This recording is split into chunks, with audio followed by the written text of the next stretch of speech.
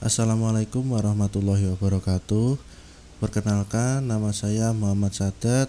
Saya adalah mahasiswa Universitas Terbuka dari UPBJJ Kota Semarang.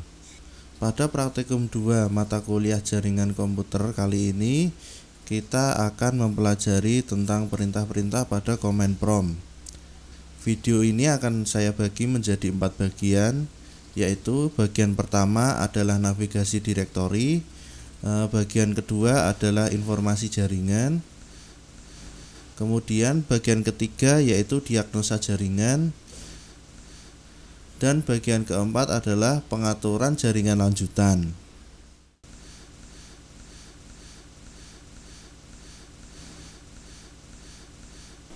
Untuk perintah yang pertama yaitu CD. Perintah ini digunakan untuk berpindah-pindah folder. Kita lihat dulu isi folder di sini menggunakan dir. Nah, kita akan mencoba berpindah ke dokumen. CD dokumen. Nah, kita sudah berpindah pada folder documents. Nah, yang berikutnya adalah CLS. CLS fungsinya adalah membersihkan layar dari command prompt ini. Kita coba. Nah, sudah bersih.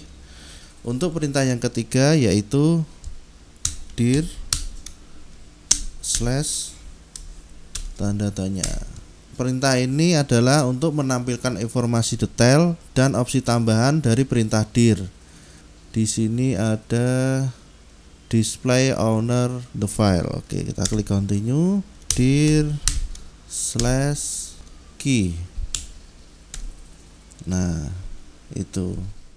Menuju ke perintah berikutnya yaitu cls slash tanda tanya. Nah, perintah ini memunculkan informasi tentang clear the screen atau membersihkan layar menggunakan CLS.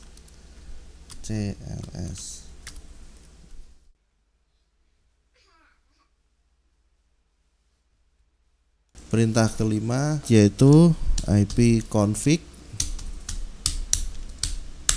Perintah ini berfungsi untuk menampilkan konfigurasi IP address, subnet mask, dan default gateway. Perintah ini akan menampilkan informasi konfigurasi IP address untuk semua adapter jaringan yang terpasang di komputer. Dan untuk yang selanjutnya yaitu ipconfig/all.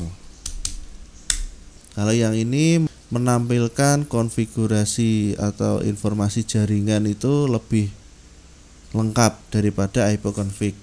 Untuk perintah selanjutnya yaitu ipconfig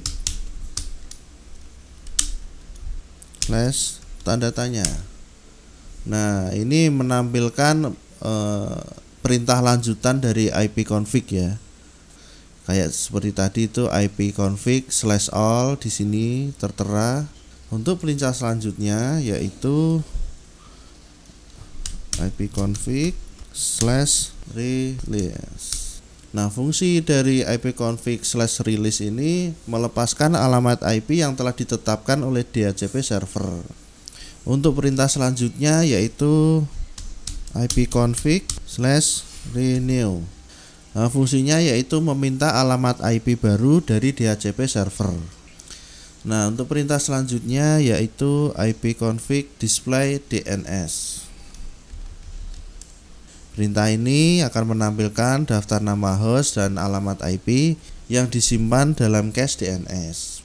Lalu untuk perintah selanjutnya yaitu ipconfig/DNS. Nah, perintah ini yaitu membersihkan cache DNS agar komputer meminta alamat IP terbaru dari DNS server saat mengakses website. Untuk perintah yang berikutnya yaitu ipconfig/registerd. Perintah ini untuk mendaftarkan kembali nama host pada alamat IP ke DNS server.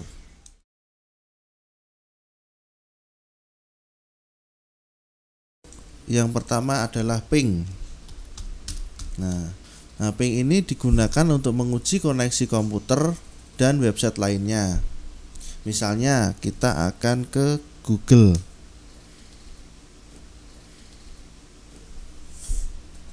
Nah, seperti itu. Untuk perintah selanjutnya yaitu netstat-a,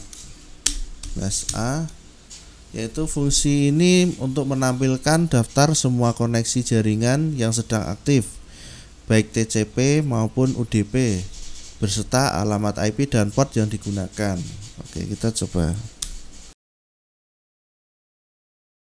Nah, perintah ini akan menampilkan daftar koneksi jaringan yang aktif pada komputer, termasuk alamat IP lokal dan remote, port yang digunakan, dan status koneksinya.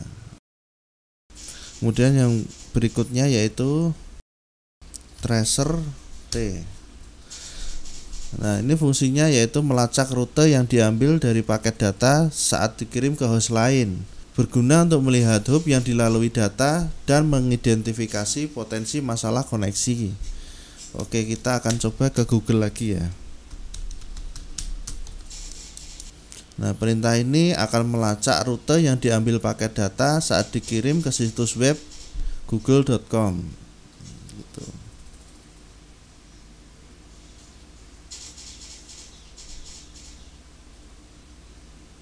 Nah, itu trace sudah komplit ya. Ini sebanyak 10 kali. Oke, untuk perintah selanjutnya yaitu path-ping. Path-ping adalah penggabungan dari fungsi ping dan tracer, menampilkan informasi latensi di setiap hop saat melacak rute paket data. Kita akan coba ke Google lagi, path-ping google.com. Trace complete. Dan perintah berikutnya yaitu nslookup. nslookup ini berfungsi untuk mencari nama host berdasarkan alamat IP atau sebaliknya. Kita coba nslookup dari Google ya. Perintah nslookup dapat digunakan untuk mencari informasi DNS seperti nama host dan alamat IP. Nah, seperti itu. Nah, untuk bagian yang keempat yaitu pengaturan jaringan lanjutan. Pada perintah pengaturan jaringan lanjutan yang pertama yaitu netsh. Kita bersihkan dulu. Nah, ini merupakan alat baris perintah yang lebih kompleks untuk mengelola jaringan Windows, mencakup konfigurasi adapter jaringan, mengatur firewall, dan troubleshoot masalah jaringan. Kita ambil contoh menampilkan informasi adapter jaringan dengan netsh spasi interface show.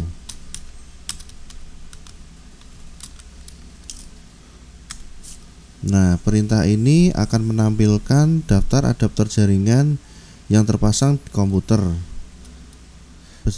Perintah netsh memiliki banyak subperintah dan opsi untuk mengelola berbagai aspek jaringan Windows. Untuk perintah selanjutnya yaitu route. Kita ambil contoh route print. Nah, perintah route ini digunakan untuk mengelola tabel routing yang menentukan bagaimana paket data dirutukan di jaringan. Nah, ini bagian berikutnya yaitu net. Net ini merupakan alat baris perintah untuk menampilkan informasi tentang jaringan Windows, seperti melihat nama host, grup kerja, dan pengguna yang terhubung ke jaringan.